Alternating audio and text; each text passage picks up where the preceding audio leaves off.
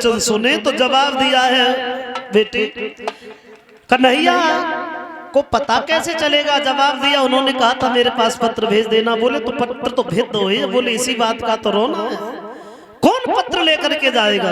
ऐसा करो पंडित जी तुम चले जाओ। बोले हम तो पहुंच गए, शरीर पे बुढ़ापा है, बहुत दूर है द्वारिका, चला नहीं जाएगा। जवाब दिया, पंडित जी अगर तुम पत्र लेकर के नहीं गए तो मैं जीऊंगी नहीं, मैं मर जाऊंगी। बोले मरो नहीं लले, ऐसा कर पत्र लिख दे, अगर हम पहुंच गए तो पहुंच गए, न पहुंचे तो पहुंच गए। क्या मतलब? उसी समय रुक्मिणी ने पंडित जी को पत्र लेकर के दिया है, और पंडित जी पत्र लेकर के जब चले तो ज्यादा दूर नहीं चल पाए, थोड़ी दूर निकल पाए। क्यों नहीं चल पाए? क्योंकि शरीर पे था बुढ़ापा, और बुढ़ापे पे कुछ नहीं होता है। कलश वाली कन्याएं बाहर आ जाइए, बुढ़ापे में कुछ नहीं होता है। न ज्यादा देर चलो जाए, न ज्यादा देर बैठो जाए, न ज्यादा देर लेट हो जाए, कुछ नहीं होता है। बैठे बैठे बस देखते रहो। हमारे ये बुजुर्ग बैठे ही, इन्हें अपनी जवानी बड़ा याद आती होगी।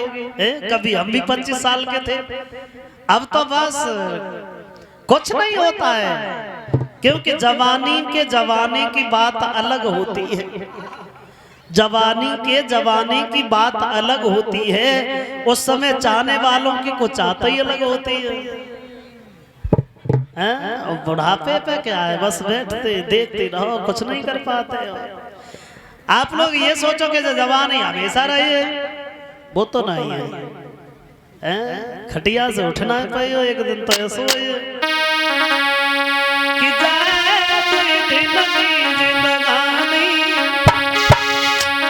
और तुम पे सदा न रहे जवानी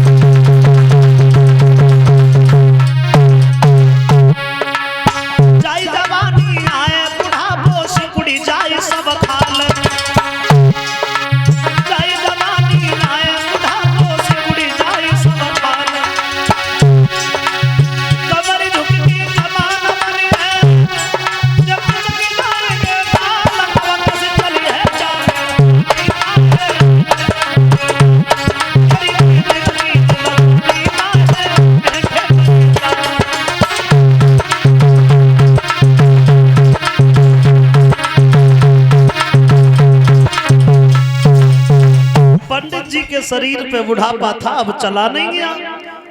तो पंडित जी ने सोचा थोड़ी देर विश्राम कर ले। लेट गए पंडित जी, और लेट गए, नींद नहीं दबा लिया। सोच रहे हमारे लिए पत्र ला रहे पंडित जी, तो अस्थाई में सोई गए। कन्हैया ने योग माया से पंडित जी को उठाया, द्वारिका के दरवाजे पे लिटा दिया। जैसे ही नेत्र खुले पंडित जी सोच रहे भाई हम कहाँ आ गए, यहाँ तो बड़े बड़े सुंदर महल हैं। पूछा है द्वारपाल से, भैया ये नगर कौन सा है? द्वारिका 6। आ गए द्वारिका में, सोते सोते ही आ गए द्वारिका में। कोई बात नहीं, तुम लोगों में कन्हैया कौन है?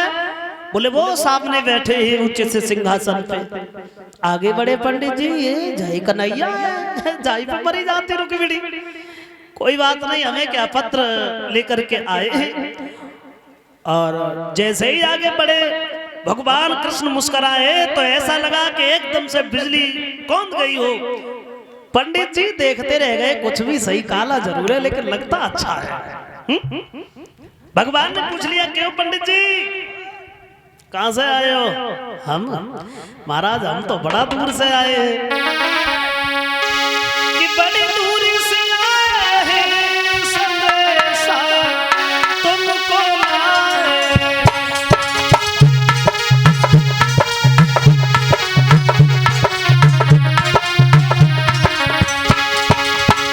बड़ी दूरी से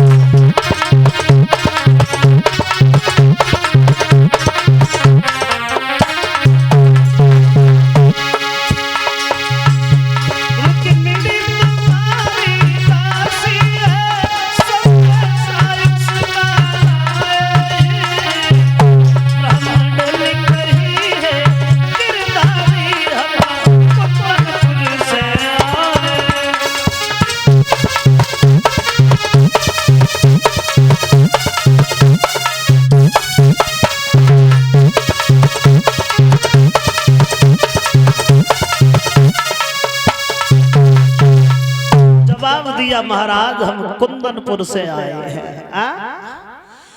महाराज भीष्मक की पुत्री ने आपके लिए ये पत्र दिया है, इसे खोल के पढ़ो।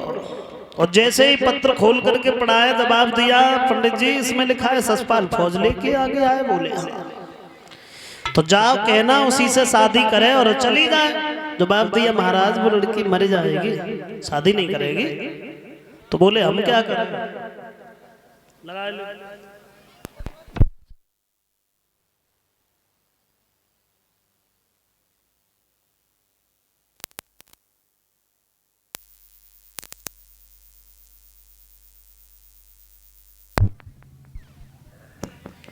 और उसी समय धीरे धीरे जवाब दिया है, ऐसा करो पंडित जी जब तुम चलो तो थोड़े खांसती हो। ये बात पंडित जी समझ गए। उसके बाद में आगे बढ़े, बलराम के सामने दोनों हाथ जोड़े, बलराम भैया कृष्ण के दर्शन के लिए आए थे, दर्शन कर लिए, अब आज्ञा दीजिए हम चलना चाहते हैं। और जब चलने की बात कही तो पूरा यादव समाज पंडित जी को विदा करने के लिए चला है? अब आज्ञा हमको दे दीजिए और हम अपने घर